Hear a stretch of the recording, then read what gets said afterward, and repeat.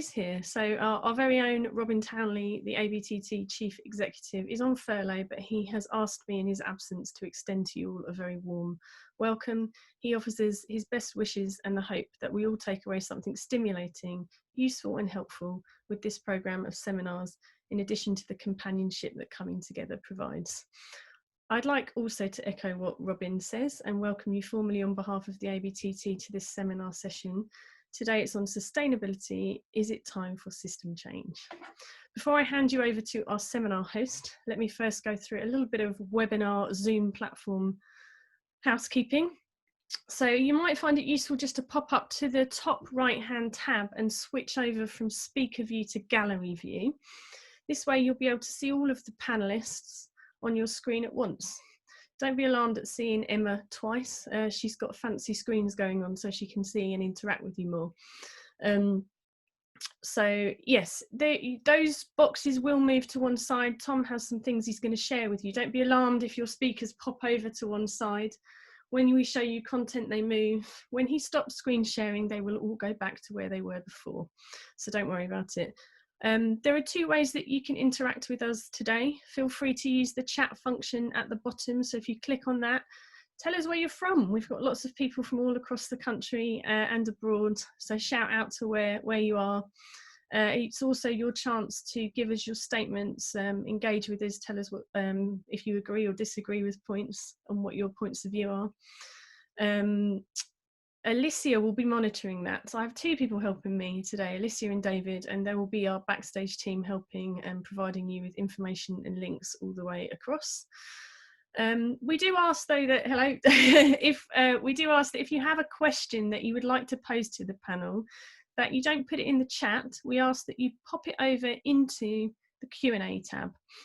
That way we've got a big panel and they can engage with you. They can type answers as well as answer the questions live. We just ask that you're patient with us. There's over 200 of you in this session. We'll do our best to get through as many as possible, but it might not be possible to answer them all. So lastly, just as a reminder to the panel, because I can't see, oh no, lovely, we can. We are recording today's session, just for those of us that can't be here. It's a very hot topic and lots of people are interested, and we will then look to put this online available for other people to read. So it just stands for me to hand over to Tom, who will chair and lead today's session. Thank you. Thank you very much, Mig. Hello, good afternoon to everybody. And the forum that we are looking in today is sustainability. Is it time for system change? So I am the newly appointed MD at Unusual Rigging, and in 2017 Unusual was selected as a finalist for its continuing transition to a circular economy business model. We were selected for the award scheme, the Circulars, by the World Economic Forum. I've done a little bit of research as part of a master's project on circularity within the theatre industry, and we'll be looking at some of the results of that a little bit later on in the talk. I have with me today a fantastic set of panelists. We have, I would ask the panelists to introduce themselves in a minute, but just very briefly, we've got Andrea Carr, who's amongst other things exhibited at the V&A repurposed objects such as upcycling sleeping bags and tents that appear in the Staging Places UK Design for Performance exhibition at the V&A in London. We have Carol Scott, who managed to convince the UK board at Tait of the value of having a standalone sustainability policy and team, and she now leads that team. We have Emma Wilson, who used to be the head of the green team at Sadler's and now works at the Royal Opera House. And she was pretty impressive in pushing for the issue on reducing non-biodegradable plastics while she was at Sadler's. And finally, last but not least, we have Mark Wilshire from Set Up Scenery and his work on turning his site at Set Up Scenery into a completely net positive environment. Okay. So what we're going to do in a minute is hear further from the panelists, but what I'd like to do to start this off is to introduce the keynote and we can kind of harmonize our thinking around this keynote speech, which is a pre-recorded conversation that I had with a chap called Jeremy Lent. Jeremy Lent is an author, and his writings investigate patterns of thought and cultural narratives that have led our civilization to its current crisis of sustainability. And he's also, as well as being an author, wrote an excellent book called The Patterning Instinct. He's the founder of the non-profit Leology Institute, which is dedicated to fostering an integrated worldview, so combining scientific rigor and intrinsic meaning by exploring cultural narratives. And his inquiry is looking at how we can enable humanity to thrive sustainably on the earth. So that will be the context that we sort of explore the themes of sustainability and this transition from sustainability to circular economic thinking. So unless anybody has any queries at this stage from the panel, is everybody happy for me to start sharing the screen and sharing the video of Jeremy's? All good? Good, okay. I shall do that now. And if you need to control the volume on your screens for this, then you just have to go to your own volume control. Really, I think to begin, I think your sort of kickoff question is really about what to make of this current situation with COVID-19 and the impact it's having, and how does that relate to this larger picture of the whole notion of a circular economy, and beyond that, the whole environmental degradation and general crisis of civilization we're facing. And the way I've been looking at it is to really recognize two things about what's going on with the coronavirus. One is that it's really huge, probably the biggest disruption to our our society and our culture and our politics since the Second World War. Even after we find a vaccine and things seem like they go back to quote unquote normal, dominoes that have been sort of knocked out of kilter by this will be big enough to really look at some big structural changes. So that's one point. And the second point is that, having said all that, it's more like just a rehearsal for the really, really big wave that will be coming down the pike as a result of the climate breakdown that we're moving towards in an accelerating pace, month after month. And even more than that is to recognize the climate breakdown itself is really just like a symptom of an even larger breakdown, the ecological collapse that our growth-oriented, profit-oriented, global capitalist society is causing on the earth right now. And so the reason I think that the COVID situation is so critical is that even though it's not going to affect the absolute most fundamental changes that we need to really move our whole direction of our civilization, it gives us an opportunity right now as things are almost like in a crucible. Things have melted a little bit, and there's an opportunity to reorient things. And there's a chance to start to put into the political and public discourse ideas that previously had been thought of as unthinkable, but are now really becoming talked about in mainstream, even conservative venues. Things like a universal basic income, the idea of reformulating our economy in different ways to make it more sustainable. I understand just in London right now, the mayor has talked about the idea of really putting in place the largest urban car-free zone that it basically is anywhere in the world. And these are the ideas. Like in New Zealand, the Prime Minister is talking about maybe initiating a 4-day work week, which is all moving towards this notion of shifting our economy from one that is based on just economic growth, regardless of the impact on well-being, to an actual life of well-being where the economy exists for the sake of human well-being and the Earth's flourishing rather than the other way around. Well, you know, I think a lot of the time when the forces of government are making these kind of small moves towards a transformed way of having our economy and our culture and society work, they're thinking of it in terms of a sticking plaster. They're thinking of it in terms of, well, let's just do this. Everyone wants to hear this going on right now, so we'll sort of pay lip service and see if we can get away with it. So I think that's probably how most of them are viewing it, because they want to go back to the abnormal normal that was existing beforehand because it worked for their benefit to give them power. But this is the opportunity, is that it gives, once these ideas enter mainstream discussion, they begin to develop a life of their own. And that's where it's so critical for people such as those in the theater industry right now, really take this as an opportunity to change the story, change the narrative.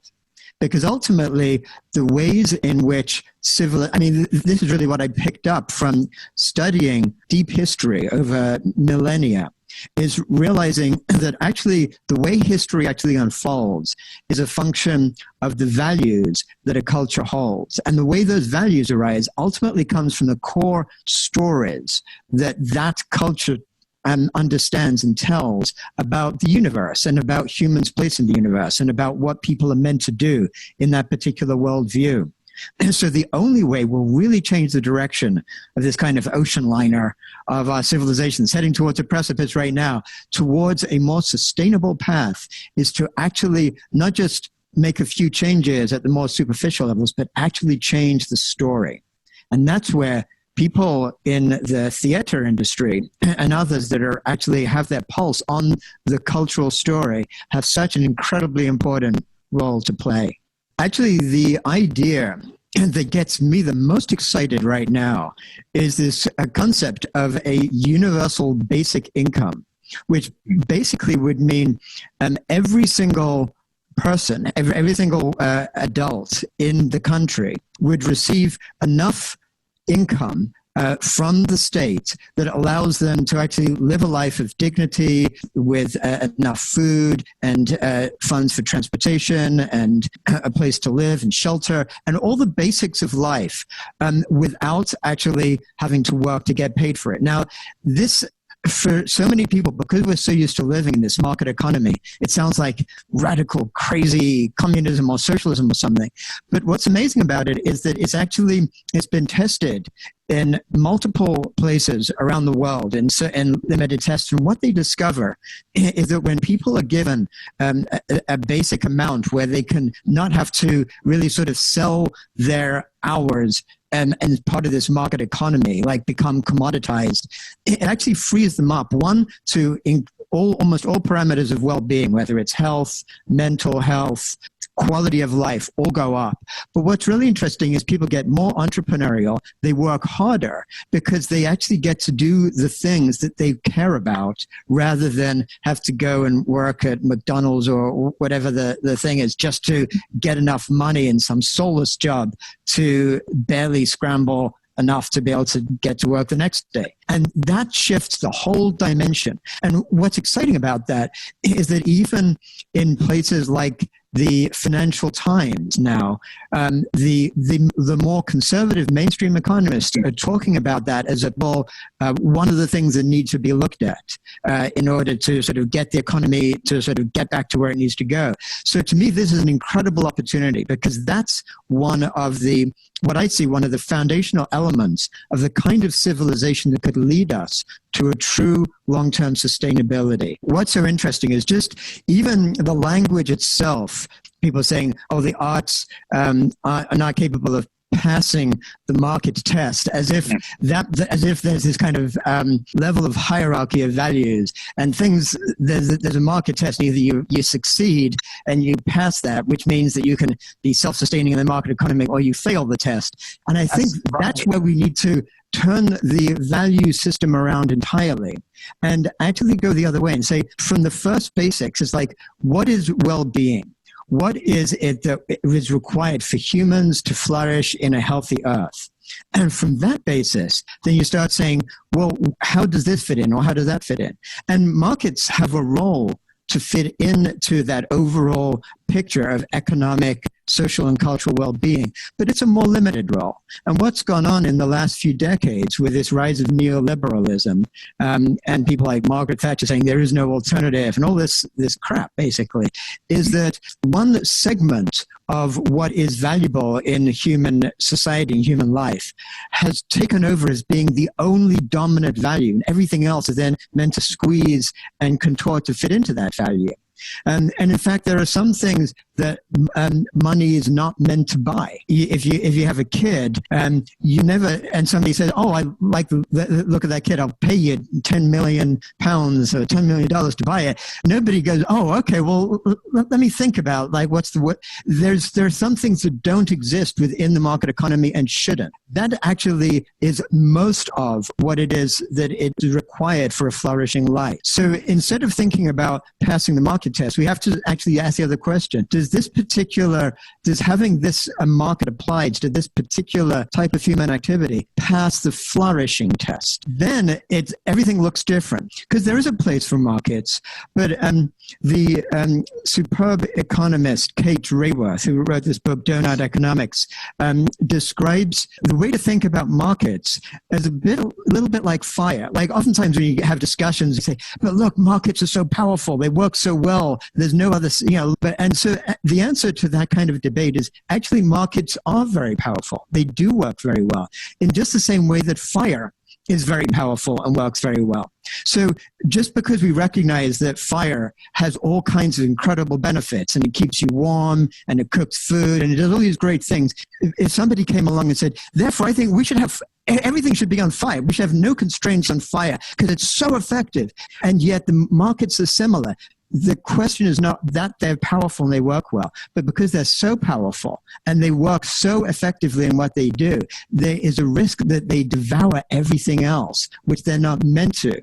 So it's a matter of actually regulating markets for the sake of human flourishing and for the sake of a healthy earth, rather than trying to contort ourselves so we can burn up in the fire along with everything else. I talk about sometimes as a practice of what I call cultural mindfulness.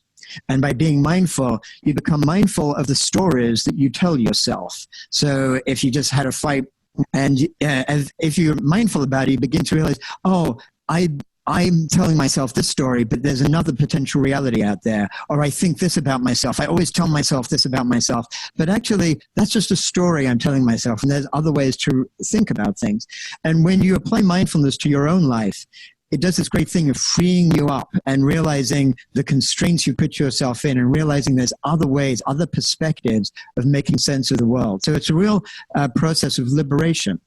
And the idea of cultural mindfulness is to apply the same kind of practice, but to the given narratives that we just take for granted in our culture, without realizing that in the same way they're just stories that our particular culture keeps telling and retelling, and they have no actual validation outside of that simple fact that they've just been told for generations. Some of the sort of core stories are things like nature is a machine and the humans are separate from nature. One of the stories that Richard Dawkins did a great job of really popularizing in the last few decades, this whole notion of humans are naturally selfish. And in fact, all of life is naturally selfish. Our selfish genes, and we're just machines basically that our genes control. People find this such a powerful story because it seems so straightforward and simple and explains so much. And it's just a complete myth from a natural perspective. If we look at evolution, it actually turns out that first off, the genes don't control the organism. The organism really interacts with its genes in order to self-create itself. Evolution actually has worked not through selfishness, but it's hit the different stages over billions of years of life, actually through different parts of life learning to cooperate, not compete. So this whole notion of selfishness is wrong from a living biological standpoint, and it's also wrong from a human standpoint. What actually makes us truly unique as human beings, when we first evolved away from other primates a few million years ago, it was actually the qualities of cooperation. Those early hominids learned to actually work together in community. That's what allowed us to survive in the savannah when we were first trying to make sense of this kind of new reality they found themselves in. And that's where we actually evolved traits like altruism, a sense of group identity, compassion, all these, a sense of fairness and justice. All these ideas came when we were nomadic hunter-gatherers. And that's why we intuitively feel those are right. And it's not that we'd have to overcome our innate selfishness. Quite the opposite. We have to overcome what our society tells us is what we're meant to do, which is to be selfish and competitive and dog-eat-dog and get one over the other person, and actually touch into our true values, our true qualities as human beings, which is the desire to communicate, to share with each other, to feel a sense of a bigger whole, and to actually feel part of life, part of all life on Earth. Jeremy, thank you very much for this conversation. I really appreciate it. And I think it's, for me, I'm going to take away definitely, how do we pass the flourishing test? Beautiful. Thank you very much. Thank you, Tom. Yeah, and what a great opportunity for the group of people working in the theater. You're the ones who can actually change the story in people's imaginations of what's possible. Hello, back after Jeremy's fantastic keynote, which we now have the opportunity to harmonize around a little bit. There's some very interesting comments as a result of hearing that. And I'll share in the chat a bit later some of the contacts, the links to Jeremy, like the Leology Institute. But right now, I would like to take the opportunity just to introduce the rest of the panelists more fully. And the best way of doing that is to allow them to do that for themselves. So could I invite Andrea? Would you be happy to kick off? Sure. Okay, so my name's Andrea Carr, and I'm an eco-sonographer, and I took the title 5 years ago to put eco in front of sonographer to draw attention to my sustainable practices, and also as part of an awareness campaign with other designers to start to have these conversations about how we can shift from mitigation to thriving. Do you like me to say anything else, or? That's great for now. Thank you. Thank you. Thank you so much.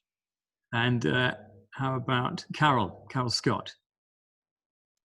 Hi, my name is Carol Scott. I'm the principal advocate for sustainability for Tait globally, and we are launching ourselves into the world of becoming sustainable and restorative, and we're just starting our journey. Thank you. Thank you, Carol. Emma Wilson.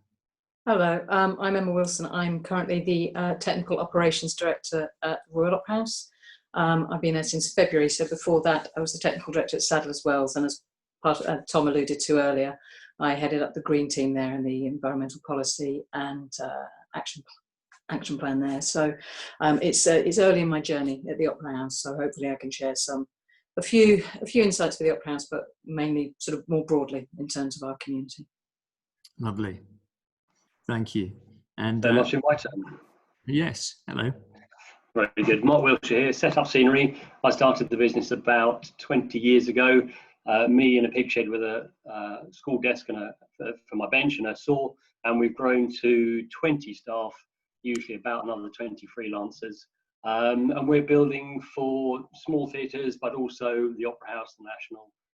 We built Hamilton, lots of West Endy type things, the operas and so on. Thank you, Tom. Thank you. Thanks, Mark. Okay, so I think the best way of structuring this discussion is, I think we have an opportunity here to do a little bit of a deep dive. But I also think it would be very useful for a lot of those attending to hear about some of the practical examples of what either sustainability or circular economy practices look like within our industry at the moment. Just to reiterate, and I apologize, there's trains going past, so if the sound is a little bit tricky, my apologies for that. But just to reiterate, the old sustainability narrative has primarily been one that's all about just doing less bad. So the implicit assumption there is that we're going to do bad, but we can just try and do less bad. Whereas the circular economy framework is inviting us to explore how we can behave a little bit more like nature and nature's genius, where through 3.8 billion years of evolution, nature has worked out that there is no such thing as waste. Nature has designed out waste completely. And how can we, now recognizing the crisis that we face ecologically, how can we as a community and as an industry design out waste? Is it even possible? So these are some of the questions. And with that, I'd just like to to open up to the panelists with that first question of what practical examples do they have of sustainability and or circular economy? And also, what do they think some of the major obstacles are within our industry at the moment? So Mark, seeing as your face is on the screen for me, do you want to kick off? Yeah, certainly. Do you want me to go through my complete thing? Yeah. Yeah, certainly. Okay. I've just made two notes here, actually, less bad and positive. I'm going to start on the less bad first. I feel that we are kind of tied by the design that we do. So we build scenery for theatres. The word scenery means different things to different people. Black masking, rostro treads, simple. Box sets with realism, French windows, mouldings, nice scenic art job. Or it goes on towards the more abstract, curved sheets of paper or floating wavy platforms for actors to walk on. And what we build is governed by the set designer. And I treat them as an artist creating work of art. And we then have the fantastic job of realizing their dreams, building what they're coming up with at full scale. Not just the outline of what they want, but there's the nuance and the subtlety of really creating what they're trying to get to. Because of that, I don't think that I have the right to influence the design in any way. I wouldn't tell Hockney that he can only use yellow and blue paint, for example, because it's, for example, the least environmentally paints. And likewise, I don't think I can tell my designers that we have to use environmentally friendly materials. So we can use less of them. We do discuss what materials we're using, and we can make compromises. But at the end of the day, the design is what we're working towards, and it's the designer trying to create the work of art that we have to follow. As far as reuse is concerned, it's a question we're often asked: can you reuse materials? Well, yeah, there's the stock stuff, as I said before. There's the amateur panto set, for example, that could get repainted time and time again. That's how things used to be done. But when it comes to the more interesting designs, they tend to require specialist materials, and we have to go down the route of using new materials. Nothing we can do about that. We do try to minimize the use of plastics, because I see them as the big evil. But again, there's a limit to what we can do there. Moving then on to the positive, our workshops needed redeveloping in 2011, or half of them needed redeveloping. So here was an opportunity to embrace sustainability, both in construction of the new building and in the running of the new building. And we needed to look at both of those. Construction is often ignored. People think about the running and vice versa. So from a construction point of view, it's a question of using resources responsibly. Cost can have a major implication on that. For example, we use a lot of concrete. Concrete is very unenvironmentally friendly, generates a lot of CO2 when it's manufactured, whereas limecrete doesn't. However, limecrete is 10 times the price. We spent 30,000 on concrete. That would have blown our budget out completely, more than we spent on the whole building. So we had to go down the concrete route. We couldn't do anything there. Our building is a very simple building. It's a steel portal frame. It's clad in composite panels. The building regulations tell us what we have to do. I chose to go further than the building regulations, and I found the thickest possible panels that we could in order to provide the best possible insulation that we could for the building. I spent too many years working in cold buildings, and it's uncomfortable, and it makes the work difficult to do. If you're trying to get paint to dry, you need a warm building. Another little example there, under the floor, you normally insulate under the floor of a building. That would have required 1,000 square meters of polystyrene at 200 millimeters thick. But I spoke to a low energy consultant, and he said, well, your building is so large, the heat loss is going to be down through the floor, under the walls, and back out into the air. So why don't we just insulate down in line with the walls by about 1 meter, and that will prevent that heat loss. So we ended up using only 90 square meters of polystyrene instead of 1,000. Quite a considerable saving, not so much financially. I'm not too bothered about that. It was more a question of saving environmental impact. Polystyrene is not one of those very friendly things. Then as far as running the building is concerned, I see that as being lighting, heating and power. We've got roof lights running from the ridge to the eaves to the apex, and that gives a nice even light source in the building. Obviously we're doing senior art, we need good lighting in the building. We've got 25% roof light coverage. Again, this was information that I managed to glean from people. That gives you a good amount of light, but without too much solar gain. If you have too much solar gain, when on a hot sunny day, you then have to install mechanical heating and ventilation and air conditioning, which again is very environmentally friendly. So we have 3 big doors in the building on opposite sides, and if it gets too hot, we open the doors and you get through draft. So we managed to get away without any air conditioning, which was quite a nice cost saving too. New lighting in the building meant that we had the opportunity of installing the best that was around at the time. Interestingly, in 2011, that wasn't LED lighting. We went for T5 fluorescent tubes, but each fitting has a light level sensor and a motion sensor. So somebody walks in the room, the light comes on, and then as the sun comes out, the light dims down. So we maintain an equal level of light throughout the day and night. It's always the same brightness. What normally happens in a factory like this is the lights get switched on in the morning and switched off in the evening. But by having light level sensors, we're saving 70% of the energy that would otherwise be used if the lights were just on all the time. And that's a massive saving.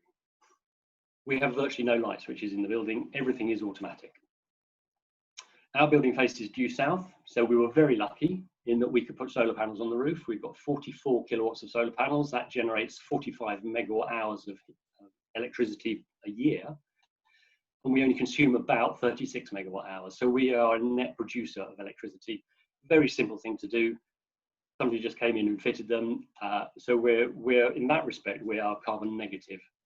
The other way I would say we're carbon neutral is in our heating system. The old building was heated with a biomass heater, a wood burner basically, and people would load wood in it every half hour. We generate about 4 tons of scrap wood a year. That's not plywood because we're not allowed to burn that. That is just your bits of 3B1, offcuts of 3B1 and so on. We're preventing that from going to landfill. We're preventing the transport of that to landfill. That was being burnt on site. With the new building, I thought, well, we need an automatic system. So we have a wood chip boiler. Our wood gets chipped. We have to buy in a bit of extra chip. And then that goes out into the wet system, which is underfloor heating. Now, the good thing with the underfloor heating is that if in 10, 20 years' time biomass becomes unviable, then underfloor heating will support a low-grade heat source. Biomass is a high-grade heat source. It produces very hot water. A low-grade heat source, for example, a heat pump, either ground source or air source heat pump, produces a low-grade heat, and that is still suitable for running all our heating should we come to that, should we burn all the trees in the country. So this is an opportunity. I see COVID-19 as an opportunity to think about what we can do as individuals within our organisations to make changes in the future, because it's thinking time we're often short of. Thank you very much, Mark. What's interesting is that actually, you know, from that perspective, you've got the ability to make these changes because you're effectively in charge of your organisation, and you can choose. You have that autonomy. When you think about our industry, and I think this this would lead me naturally on to asking Andrea, because you talked at the top there about the fact that you can't control the materials necessarily that are used in order to meet the designer's requirements. And when we think about our industry, is actually comprised of about 70% of freelancers.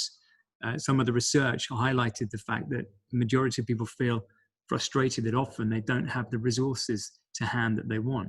So Andrea, would you be able to share with us, from your perspective as a designer, eco-scenographer, how you get around that and how you use resources and which resources you choose to use? Yes, thank you. Jeremy Lent pointed out that our sphere of influence is greater than perhaps we imagine, not only as an industry but as individuals. And I think this is a key point, really. So from a design perspective, an eco-scenography perspective, and also from conversations with fellow designers in the industry, there is a paradigm shift going on to reposition the climate crisis as an opportunity. So seeing it as the new brief, seeing it as our new brief.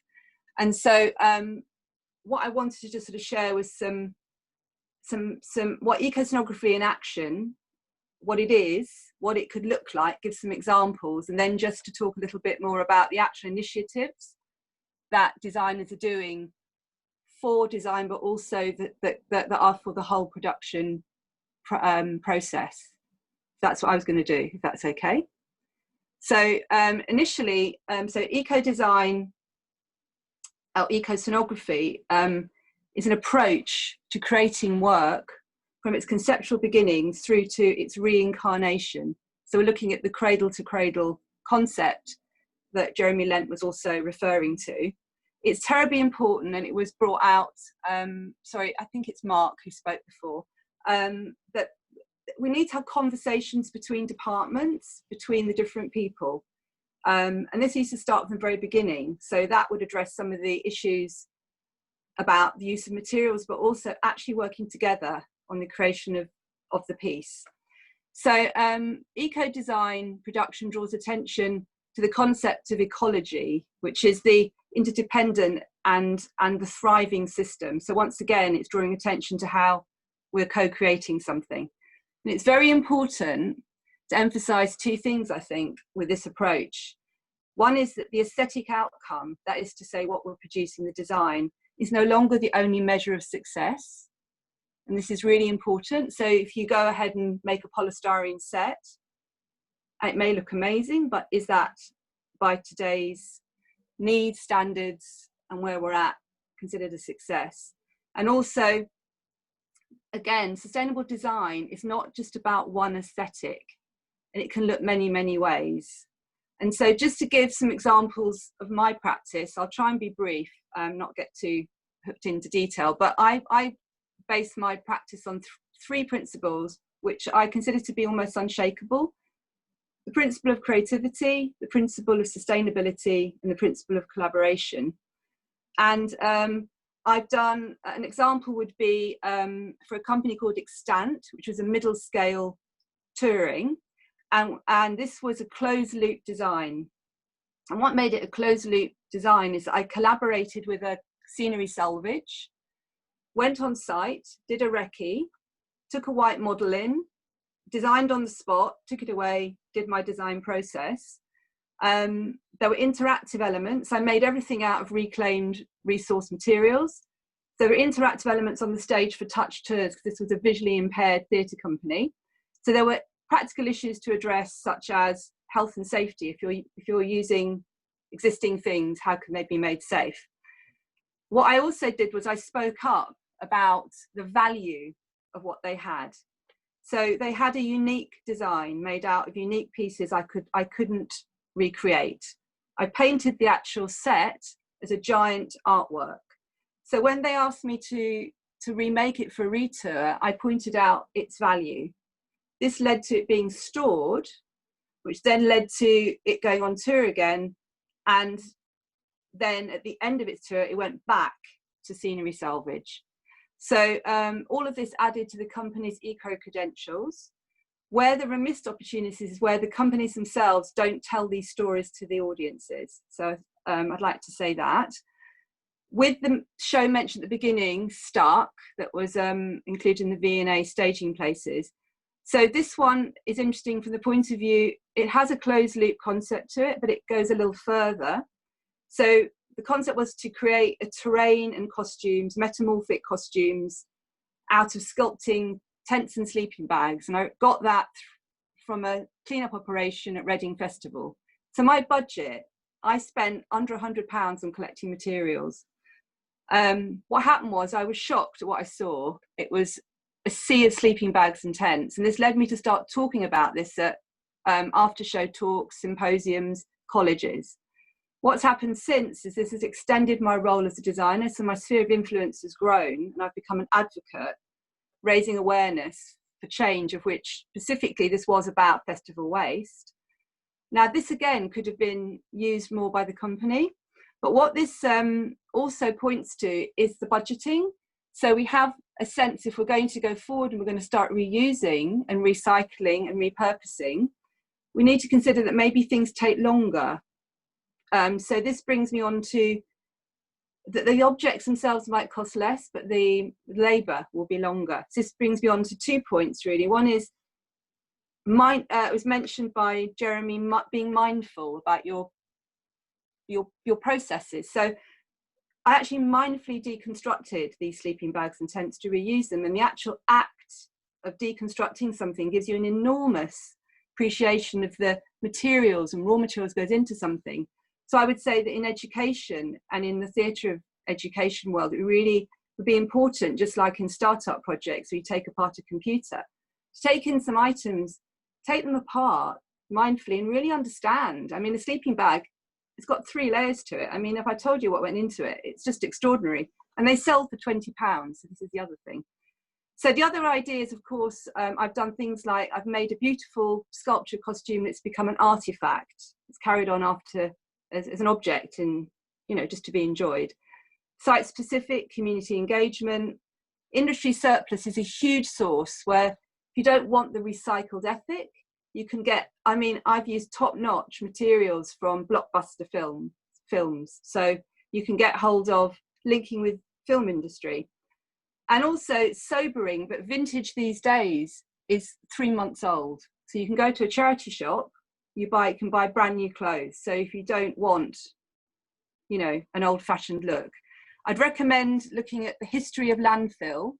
It was a documentary on the telly, and it was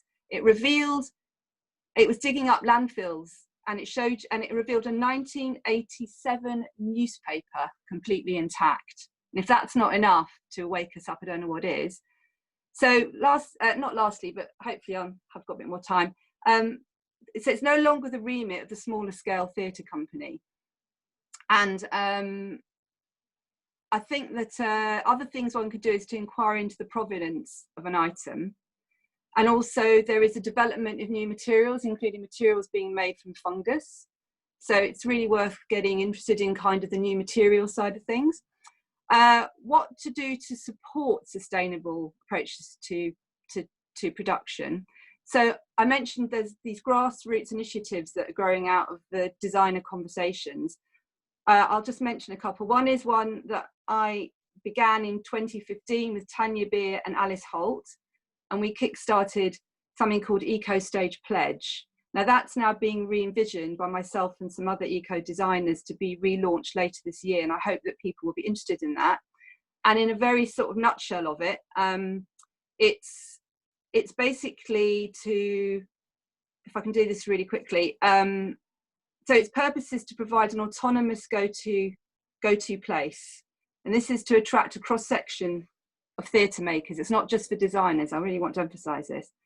And it's coming out of a need for shared principles and joint objectives to use from the onset for the whole production team to use, and to appeal to small and larger scale companies and production houses.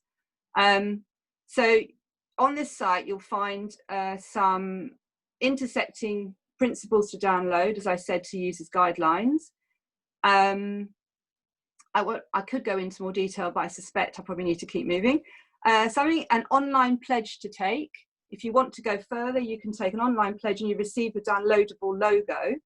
You use this on documentation. This is envisaged that the logo will appear on different correspondence and become synonymous with sustainable practice. So we have just a visual that will trigger these principles.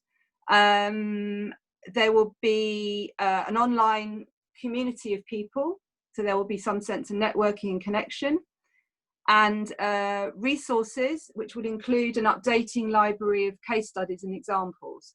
And we'll ask people to put an image up of something and then a small amount of text, and you'll be able to go and see examples. Now, connected to this through the V&A was a roundtable conversation, and Society of British Theatre Designers are taking up, the whole thing as well. And there is a group, sustainability group, Society of British Theatre Design Sustainability Group, hosted on the site of Society of British Theatre Designers. And this group is having conversations. It's showing practice to each other, so we can see kind of what worked, what didn't work, so we can become more informed and supportive. It's creating a list of materials. So don't use this, use that list, or so that there's some sorts, again, it's all these resources, and will eventually the eco stage will have on its, will have the resource page will extend to include signposts to different organisations and good practice. So I think in a nutshell, it's really, I would just say it's a re-education about what is important. What I've been doing, I find highly rewarding and creative. I don't ever feel limited by it. I think it's taking the mindset beyond the idea that it's mitigation and seeing that it's actually here to stay, and that we are the culture, we're reflecting culture, we're making culture. It's part of our backdrop, it's part of our time to seize this opportunity. And there's a quote, a little short quote from a psychotherapist. He said, "If you don't appreciate the small steps, you support the status quo." Thank you very much. Thank you very much, Andrea. It's very, very interesting points that you raised there that we could have a whole other session on its own. Two of the key things that you brought out, which will lead me to ask Emma next, representing a venue, if you like, and the sustainability approach and the green approach from a venue. Two of the ideas that you raised were about value. What do we value? Which tied in with Jeremy's talk about, mindful of culture and the stories that we tell ourselves, and what do we value around the resources that we use, and perhaps discussing carbon budgets. There's been a bit of conversation in the chat about designers and venues having preliminary discussions around the idea of not just having a financial budget, but also maybe having a carbon budget on shows. So Emma, could I ask you next, as somebody that would represent a venue, what you're undertaking there at the Royal Opera House? First of all, we've got the carbon footprint, obviously, and that, I think, in common with all large venues, is something that everybody's looking at in terms of renewing aging plant and so on and so forth more sustainably. But I think we can talk about 23% energy drop in the last few years at the Opera House and all the rest of it through LED lighting. But actually, I think it would be really interesting to talk more about the making of shows and the producing of shows.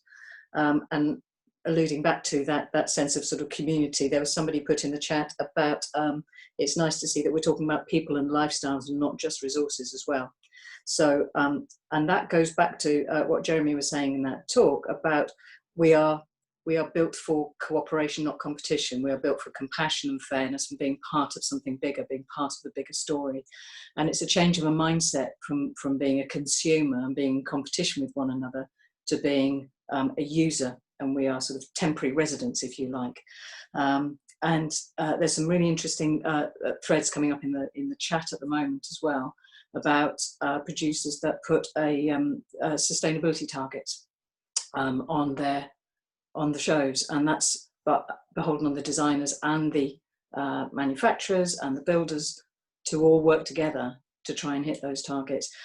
Something that's been coming up again and again also is time. We don't have the budgets and we don't have the time to do this. We don't have the time to research salvage materials. We don't have the time or the budgets to do that.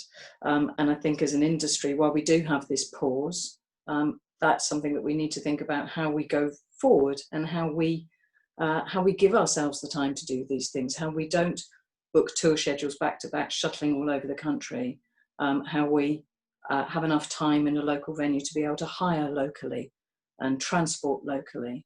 And it's a big mindset change, really. To go back to the sort of concept of circular economy, I thought I might sort of take the opportunity just to talk about that, what that actually means tangibly for us, I think. We work in a very reductive way. We're talking all the time about using less and travelling less and doing less.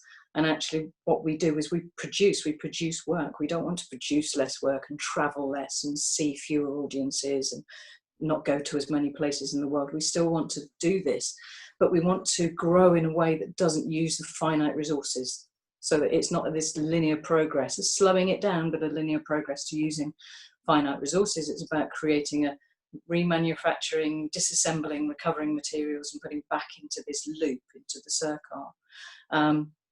The principles of that circle are that the product cycles within the system as long as possible in its initial form. And we're really good at that in theatre. We don't throw stuff away. We use it again and again. And when we can't use it anymore, we hand it to another venue that might be able to use it. And then it goes down, and then it's in a youth club and so on and so forth. So we're really, really good at doing that.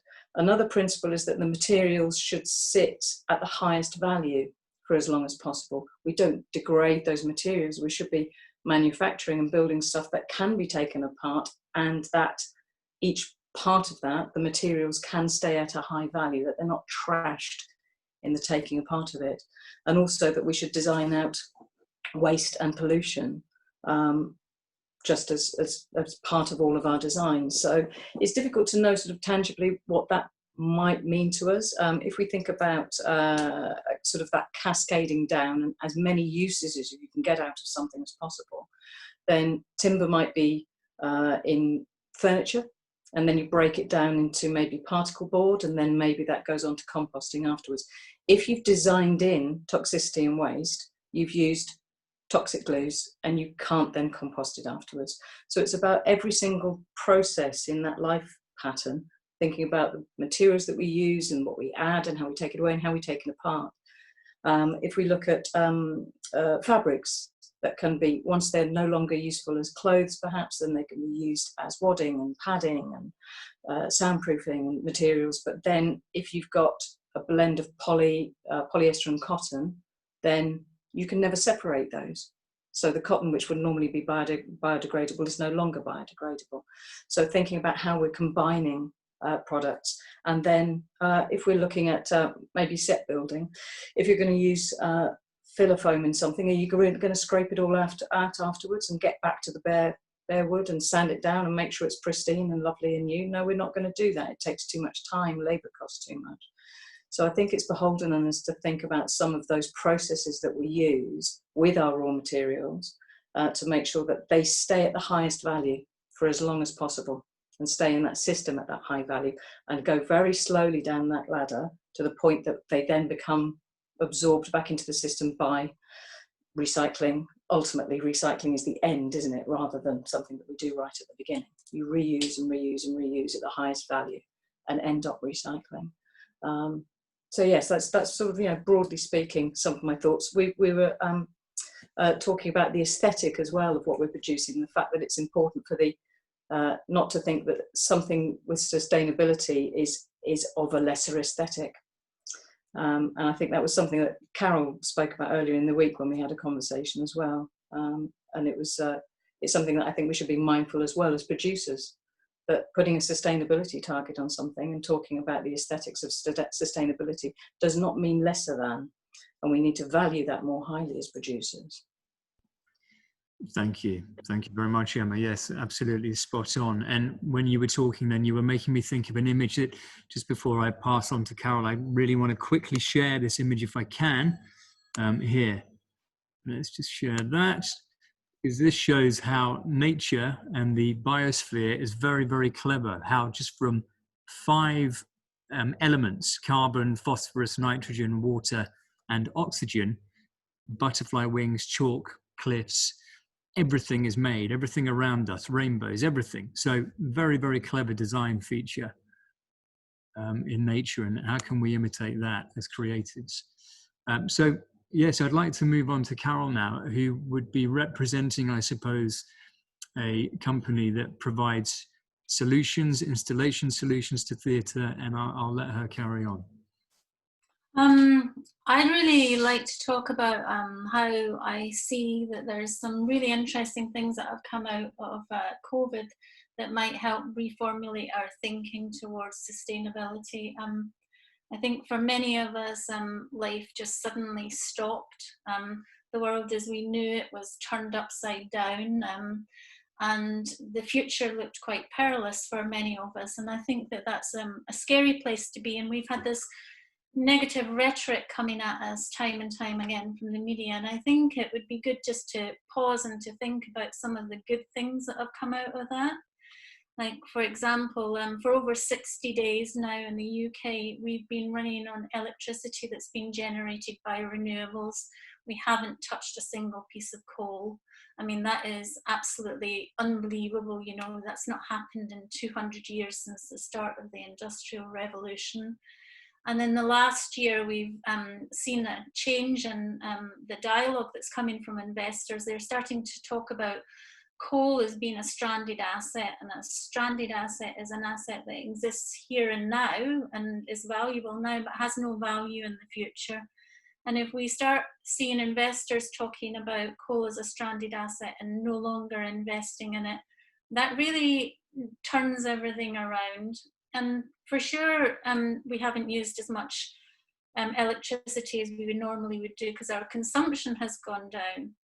But we've also seen that there's been a pivoting point happen where green technology now has suddenly become financially viable and is overtaking fossil fuel technology. So I think we're seeing a big transformation in our time, and maybe the days of coal are in the past now if we can just get our Chinese cousins on board with the whole concept. And I think another really good thing that's come out of this COVID crisis is we've seen that something has affected us, and as humanity, we've been able to work quickly and collaboratively and creatively to overcome a new paradigm. And I think that that is something that we should really take on board. And we've seen governments that are proactive and that want to actually start reboosting the economies with green technologies, starting to get behind the slogan, let's build back better.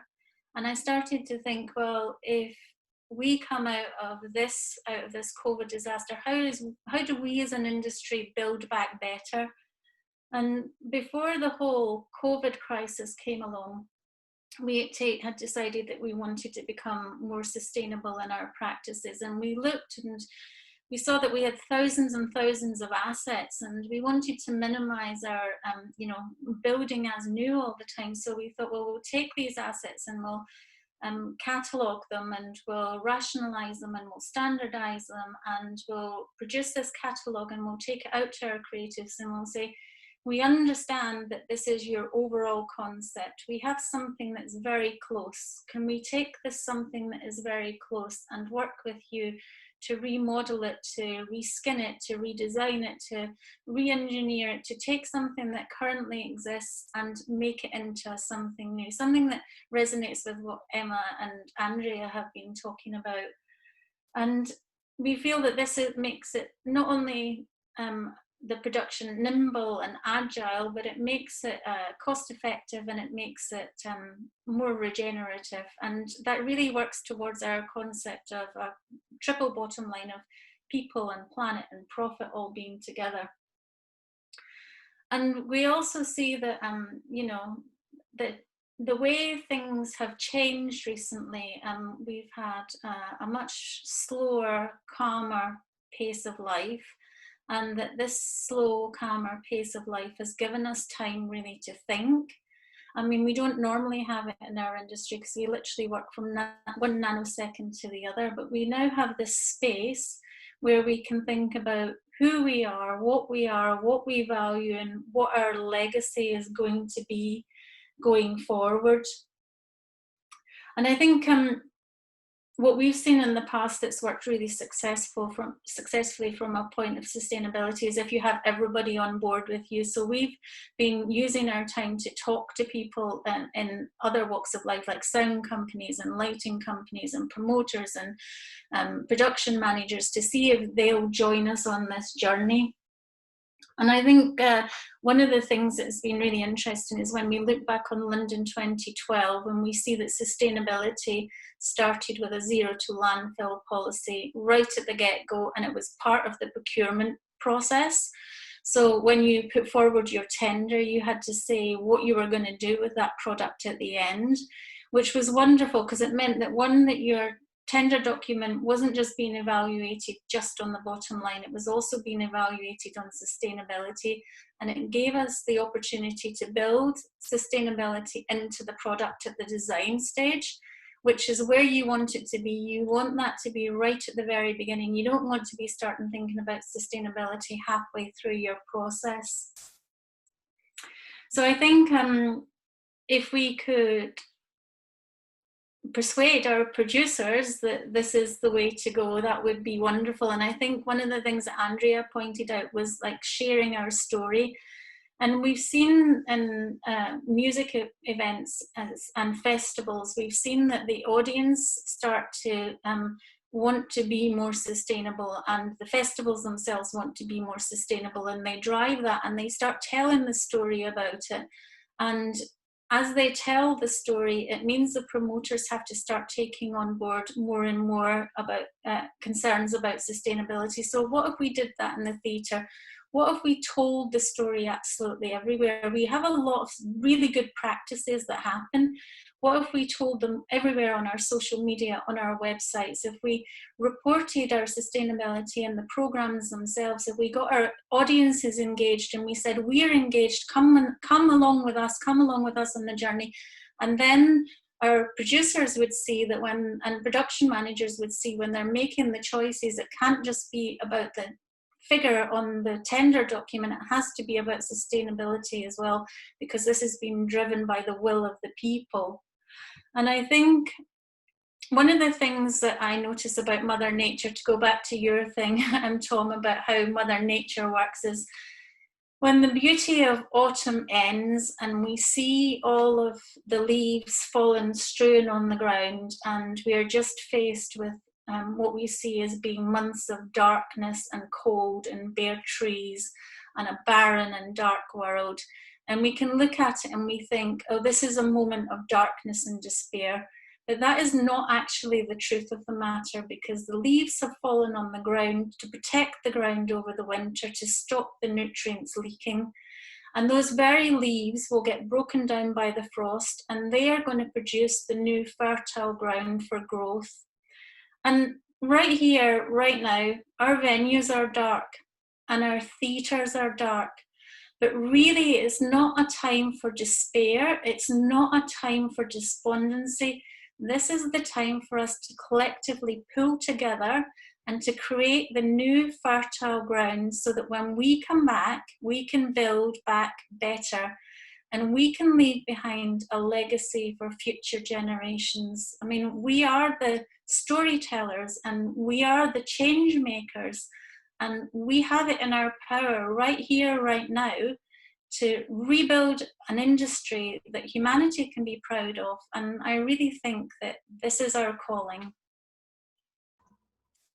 Carol, thank you. Very inspiring words indeed. A lovely idea. I love the analogy of the forest floor, and taking the time in what appears to be a dark period to contemplate how we regenerate and renew ourselves.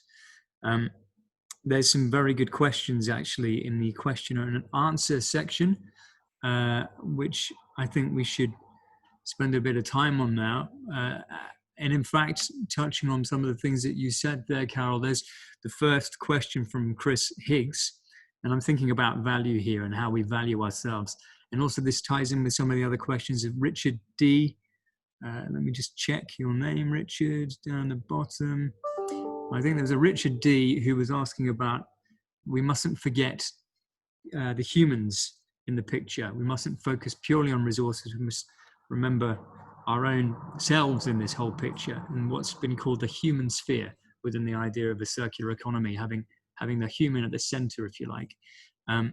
So Chris's question here is, whilst supporting the concept of sufficient income to exist from government and it allowing us to do what we want to do rather than what we need to do in order to exist, using Jeremy's analogy, when I want my McDonald's, as if, sure, Chris, who serves it me? And that's a very interesting question. I'd like to invite somebody from the panel to answer it and to consider what Jeremy spoke about this idea of maybe some of the ways out of this scenario for our industry around 4-day working week, universal basic income. So would anybody like to elect themselves to take that question? It's about not having jobs that are so awful that nobody wants to take them and nobody takes them out of desperation. It's about having jobs that, and you know what, maybe you don't get everything you ever wanted because you don't have people working for those minimum wages to give you those things really cheaply on horrible, horrible contracts because you want everything today. Maybe we don't get that in the future. Maybe those jobs don't exist because maybe they're not good enough jobs. Thank you. Good answer. So we're thinking about the social dimension and well-being in the social dimension as well as the resource dimension. So perhaps we're looking at how do we create an architecture that allows for, I don't know if anybody's familiar with the donut economics framework, the idea that we mustn't exceed the boundaries of the planet, natural earth boundaries, but also we mustn't fall short, therefore impacting on social boundaries. Perhaps that's something that we need to look at as an industry as well. Question 2 from Peter Webb, writer, your starters for 10. 1, touring rock shows, theatre productions and festivals, creative future or carbon footprint, question mark. 2, with drama schools turning out graduates year on year, who gets the jobs in what COVID-19 will leave as its legacy? A shrinking market. 3, a living wage, question mark. In the entertainment industry, how do we sell this to the stars? That's a very good question. The first point, creative future or carbon footprint, I think you can have both. I think we need to be imaginative about what we do, but I don't think it's a one or the other.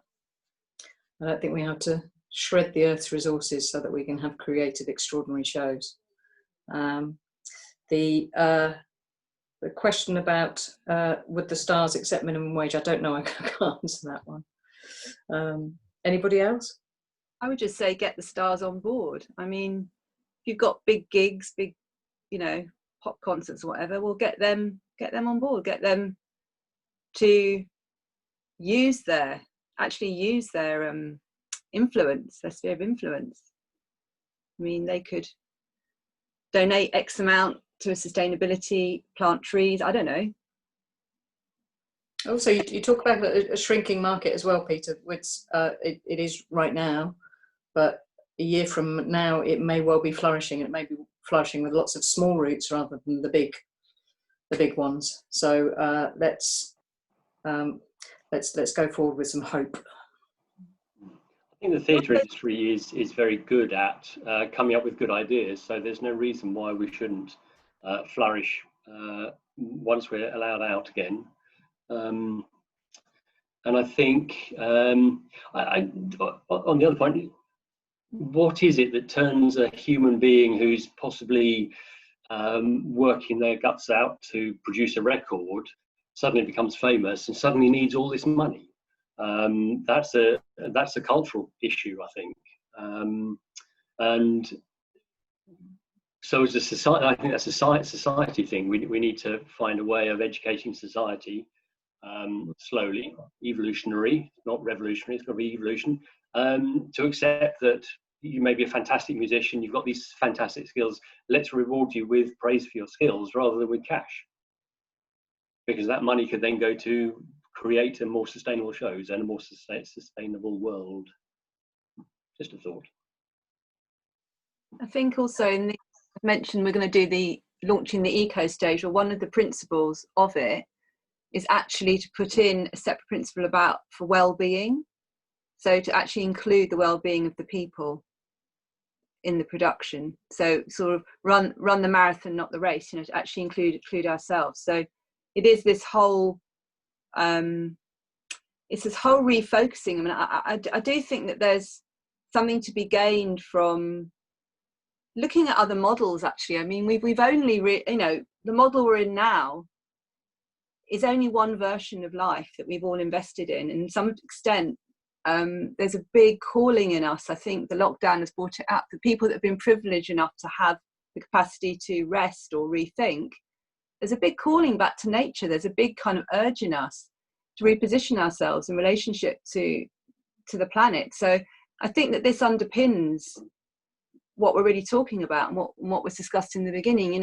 We're coming from trying to make an old paradigm of how, trying to think, oh, well, we've done it like this, how can we kind of shoehorn the new world in, rather than going, well, actually, we invented that in the beginning.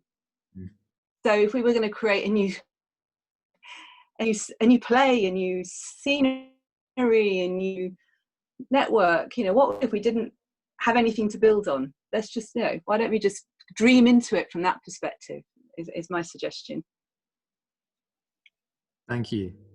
Good point. And also it ties in very much with the ideas that our industry will face during this time, like the fact that 70% of the industry is comprised of freelancers, and suddenly their work is gone. So for those of us in companies that face the threat either of redundancy or sheer exasperation and boredom, being furloughed, there's also a large majority of people who are very frightened about how they're going to make ends meet. And I think these questions that we're exploring, and I love your idea there, Andrea, which ties in with the things that Mark, Carol, and Emma have all said about this idea of value and thinking about labor differently into the future. There's a very interesting argument for universal basic income being there as a cap to ensure that people don't slip beneath basic dignity, and that there is actually enough resource in the system because we do create it. Our economists will tell us we do create it. There is enough resource, financial resource in the system to sustain the majority of people, but in a fair way. But it's dangerous because it begins to puncture the cultural narrative that I certainly grew up in. I think we all grew up in, of one that's quite a capitalist, quite neoliberal cultural narrative, which suggests that you have to go out and do your own thing. Which is why it's so lovely, Emma's perspective about the idea of not just having a few mother trees, big institutions and big organizations that funnel all of the capital through themselves, but having many new routes as this regeneration takes place. There's some great questions here, and I would really like to try and address some of them. There's quite a few who are saying, whose responsibility is it? Or the designers are getting a bit of flack, or is it the producing houses? Is it the production manager's job? And I think it's a collective responsibility of all those people, and they are all individuals, and they're all human beings. They're not Borg hive mind, we are all individuals. And I think the current climate is teaching us the power of advocacy at the moment. And I think it is sort of beholden on all of us, whatever level we work at, in whatever industry, whether we're independent, whether we work embodied in an institution, to bear in mind our collective responsibility to do that. And yes, a lot of those decisions are fed down. So I'm looking down, so I'm reading. A lot of those decisions are fed down by sort of financial imperatives from producers at the producer level. But we should be more collectively engaged, I think. And I think this is happening, obviously, of course it is. But it's an opportunity now to be even more galvanized going into the future, and valuing different things, valuing labor differently, and valuing time differently, and valuing the choices we make differently, not just how cheap something is from Amazon. There's a very interesting concept that was developed in the 1990s by a guy called Eckhart Whitson, called the X-Tax Project, that some people may or may not be aware of. And he was an economist. He's passed away about 10, 15 years ago. But his idea was that, I'll just let the train go by.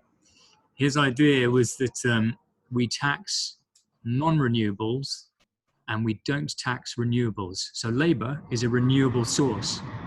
Why is it taxed? His question was. And why don't we start taxing non-renewables, which would really help, for example, when Mark was talking about the necessity for him to use concrete instead of limecrete, because otherwise his budget would have been blown out the water. If we were taxing non-renewables, then limecrete would actually have been worked out in the system, our redesigned system here, of being actually less expensive than concrete because of the carbon CO2 emissions associated with the production of the concrete. Yeah, good point. I've got a question here I'm just looking at now. As a technical apprentice in the industry, how can we help to support? Okay, so that's a really good question from Jess Nichols. Just an open question. They'd like to know, as a technical apprentice in the industry, how can we help to support the sustainability of the theatre industry?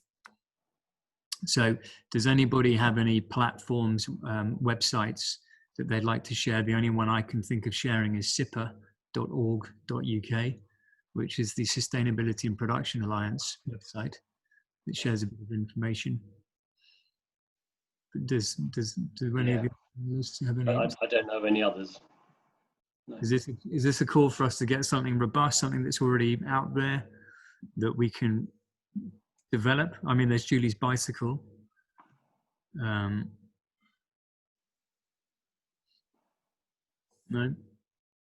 Yeah, Julie's bicycle. There's a number of different platforms. Sorry to interrupt you. What was the need behind the question? To connect with other people, or I wasn't quite clear.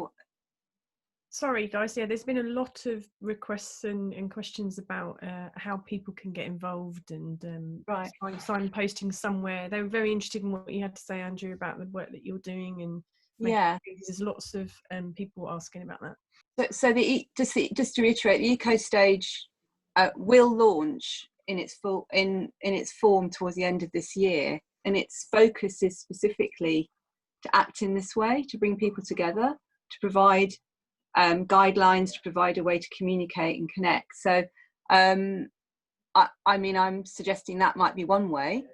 And let me think now. There's something behind the question. It sounds like maybe there's a sense that people feel maybe younger people are feeling like a bit lost as well, because going back to legacy and our generation, and I'm going to own this, my generation have contributed to this situation. And I did go to colleges and speak to I was doing, before the lockdown, I was talking at colleges to young designers, and there is something here that needs addressing, I think, how to support the emergent professionals, as it were.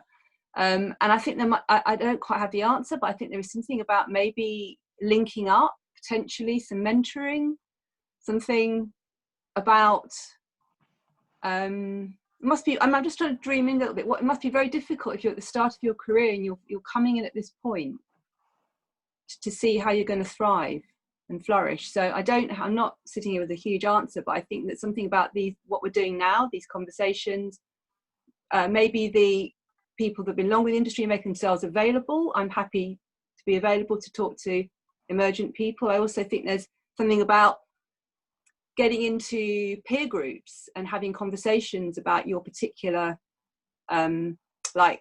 stage managers, really like discussing what good practice could be like with peers as well, and swapping ideas. I mean, there's very sort of looking at the actual what a stage manager, for example, would be needing to do on a practical level, and then looking at the kind of what could match it. For example, there's a huge issue with plastic bottles. So just very simply, a stage manager could buy large jugs and buy, invest in some charcoal sticks and stick them in jugs, and every night fill up the jugs with water. The next morning you've got filtered water, for example.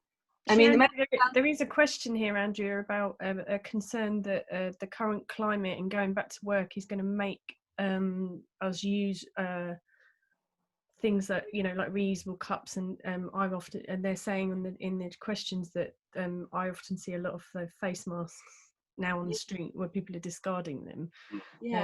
How can we stay safe but also stay sustainable in that sense? Because catering now is moving more towards sort of Emma, I know you're doing it, I don't know if you're going down that route, but water coolers now and sharing cups and things, it's difficult to be sustainable.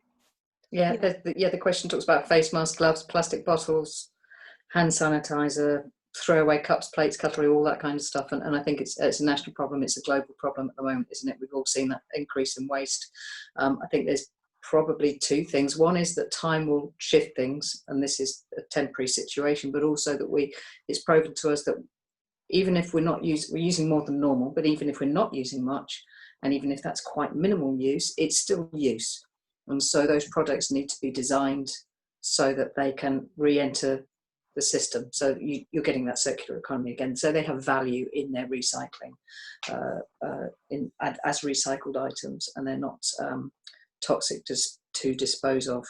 So that's a more general national, international question about how we redesign disposable products, not to use fewer of them, but to actually, because there will be periods like now when we're going to use a lot, but whatever is on the market must be recyclable as far as possible. I think that's a sort of huge economic question at the moment, but I think that will be the only way forward, because this will happen again. Absolutely. And that very much ties in with some of the development that's going on at the moment around tracing and tracking value in resources, and that idea of eliminating toxicity. So, for example, you have Fairphone instead of iPhone, where the way that the phone has been designed is that all of the parts are modular and they've all been clipped together by tiny little pins and clips. So instead of using toxic glues or whatnot, you can actually trace and track the value and the longevity of the resources embedded within the product. And that ties in with a question actually from Philip Speck, where he's saying, I can't see this happening regarding kit with broken LED units, for example. There's a real need to know countrywide what happens with them. And as a piece of good news, there's an organization called Provenance. I can't remember the full website, but if you Google Provenance, they're a blockchain-based company. At the moment, they're working on tracing where your food has come from and environmental and social standards on food that's produced globally. But they also are expanding the scope of what they do to trace basic household products, so that consumers, who we should now be calling users or even citizens, are able to track and trace the value, the carbon embedded, the social implications embedded in the products that they use. There's quite an exciting thing going on. I can't remember where it is now. I think it might be in Holland, where there is an experiment which I think is going to be expanded out to mine landfill. I don't know if anyone's heard of this. So to actually dig up the old landfill and to take, because it's all full of all these extraordinary minerals and materials, and to actually take it back out and I don't know how filter it through into its different resources and reuse it. So I think that there is probably a new aesthetic growing out of all of this, which I think is personally very exciting, because it's, creativity is about change, and it is about kind of working with what's coming up in life, being resourceful. And I think also there is this huge amount of research going in, and there's a lot of growth industries actually around sustainable products and sustainable ways forward. So there's also this, it's like there's this huge opportunity as well of, somebody maybe will design a face mask in the future for such cases as now, which can be easily washed or will biodegrade but still hold its function as a protection. These are all growth industries around the concept of we can't keep taking without giving back. Thank you. I'm just going to look at the question at the bottom here, harkening back to the conversation about not measuring success of a design solely by its aesthetic, but also by its sustainability. How do you think this mindset can be communicated to audiences and get them on board with changes which they might not find as good value for their ticket price? So the suggestion is that there might be a balance between aesthetics and sustainability. How do you think in a post-COVID world or in a COVID-adapted world, audiences will be more accepting or less accepting of compromise? That's assuming that sustainability is compromised and that you have a lesser aesthetic, which it may not be. Also, it's about you being strong enough as producers or you know, whatever that controlling body is, to value it highly enough to speak about it and advocate for it, and to not have any shame about that and to not be apologizing for it. And I think we need to change our mindset away from that. It's sustainable, it's smaller, it's cheaper, therefore, you know, I'm so sorry, it should cost less. No, it shouldn't cost less. It should cost the same, because we're not building in value of people and time and the Earth's resources, and we need to do that more. We need to value what we produce differently and communicate that really proudly. Thank you. Also, when we come out of this, if we're in a time of recession or when there is less disposable income, I think it's beholden on us not to go out and be hugely extravagant and flamboyant and over the top. We need to be mindful of people and reflect society, and that reflection is being more frugal, and in frugality we naturally find sustainability. I think that it's a welcoming thing. Thank you, Carol. Yes, it's a good point. And as we don't want to pass the flamboyance test, we want to pass the flourishing test. Yeah. I'm afraid I'm going to have to wrap up there now and hand over to Mig. But thank you very much for everybody's input and also all of the great questions. I'm sorry if we didn't manage to get around to all of them. They are still open panels, so you are more than welcome to, on my outro, just see if you can tackle a few of them by text message. This is such a fabulous topic. I wish, and I think the chat has proved how people are passionate about it, and it's also left a lot of sort of unanswered questions about how this needs more support to get you on platforms to talk together, that there needs to be more group discussions. I've been writing notes like, you kind of need the producers and the promoters in the room with you. You do. What I'm listening to on the chat and listening to you all advocate is that we're all sort of waving a flag, really, but actually we kind of need to be getting another group of people in the room. So I don't know how. I'm pretty good at getting people in a room together. So that's one thing that I've written down from this, like how can we do something where we get the right people in the room that make our decisions that are above us. So that's something for us to all go away and have a little ponder on. But thank you so much. It's really exciting. There's been lots of how do I get involved, how do I get involved in it. That's what the ABTT is for. So do contact the office.